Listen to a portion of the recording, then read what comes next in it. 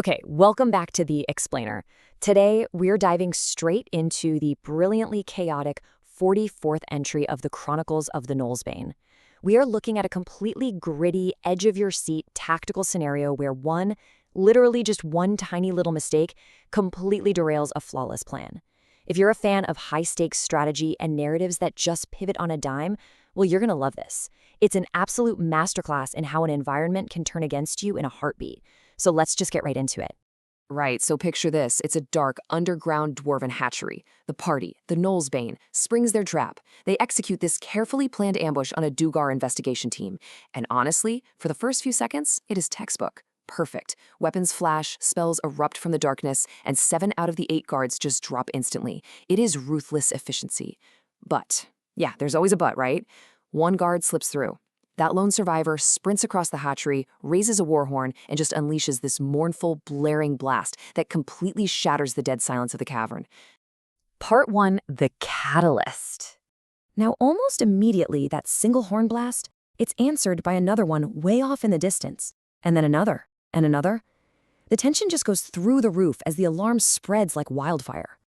It's actually a brilliant piece of storytelling, because it shows how a setting can flip from being just a backdrop into an active, hunting antagonist. Within seconds, the whole vibe of Irondale transforms. It's not a sleepy, occupied fortress they can just tiptoe through anymore. No, it is a city on high alert. Every single soldier in the area is now hunting for the exact same thing, the Gnoll's Bane. The stealth phase? Completely out the window. Moving on to part 2, the escalation. Realizing they've just become public enemy number 1, the party knows they've got to move. They bolt into the underground tunnels, making a break for the southern gate. And this is where the sheer scale of the enemy response really hits you. As they're rushing through the dark, the sounds from above are just terrifying. You've got the heavy, thudding sound of boots thundering overhead. You've got entire squads rushing to the hatchery to lock down the crime scene, while countless others fan out. The hunt is absolutely on, and suddenly, even these hidden subterranean tunnels are filling up with Dugar patrols. And oh, it gets infinitely worse. Enter the cloakers. These are those massive, monstrous creatures with dark wings that usually just hang out on the ceiling looking like stalactites. Well, not anymore. Now they are actively sweeping the underground spaces. And the party remembers a couple of deeply unsettling intel drops, Project Harpoon and Project Equilibrium. The terrifying theory here is that if these two initiatives were combined, these cloakers actually share a hive mind. Let that sink in. If just one of these things spots them in the shadows, it could instantly download their location to every other creature in the network. So, yeah, running at breakneck speed while trying to avoid the gaze of a telepathic radar system, not a great spot to be in. Which brings us to part 3, the pivot. So search parties are multiplying, those creepy dark wings are sweeping the ceilings, and their escape routes are just evaporating one by one. But the real kicker, the agonizing ticking clock. They actually have a teleportation key, the ultimate get-out-of-jail-free card. And it's a massive but, it is completely dead until 8 a.m. the next morning. They can't just magic their way out of this mess. They are trapped in a rapidly tightening net, forced to survive when the environment is 100% stacked against them. Pushed right to the absolute brink, Taylor throws out a wild, desperate idea. He suggests trying to track down General Tamakti. See, Tamakti used to be a friend, and Taylor figures, hey, if we can reach him before the swords come out, maybe we can negotiate.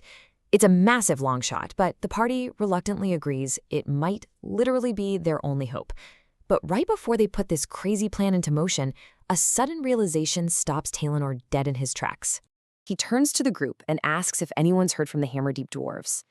There is this agonizing heartbeat of silence, and then their magical sending stone crackles to life, and the voice on the other end is just pure panic. They get this heartbreaking message. The Duergar are here searching the archives. We fear they'll find us. Don't worry about us. Get back to Hammerdeep and tell them what happened. Talk about a gut punch. This distress call completely flips their entire tactical objective upside down. And without even a fraction of a second of hesitation, Cedric grabs the stone and shoots back. Hide if you can, we're coming. Just like that, the desperate escape plan is in the trash. It's such a brilliant character moment because it proves that true leadership and teamwork sometimes mean throwing all logic and personal safety completely out the window for the sake of loyalty. If those Hammerdeep soldiers are breathing, the Gnoll's Bane is not leaving them behind. Part 4. the tactical deception. Think about what this means. Turning back toward the archives means they aren't running away anymore. They are marching right back into the teeth of the enemy. The tunnels are swarming. So when your perfect plan falls apart, you've got to rewrite the script on the fly. At one crossroad, there's a massive Dugar patrol totally blocking their path forward. Burt Force is just going to ring another dinner bell for the guards. So Sunny steps up. She uses this super subtle magic, casting an incantation called thaumaturgy to create the fake echoing sound of clashing steel down an empty side corridor. And it works like an absolute charm. Believing a fight broke out, the Dugar split their patrol, drawing two unsuspecting guards right down the hall toward the party's hiding spot.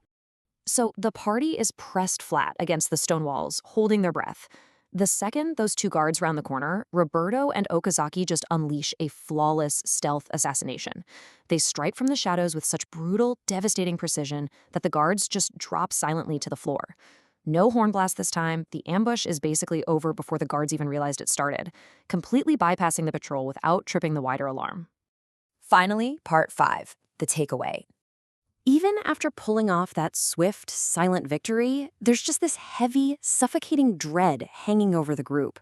Because they know, actually we all know, that this was just one tiny hurdle.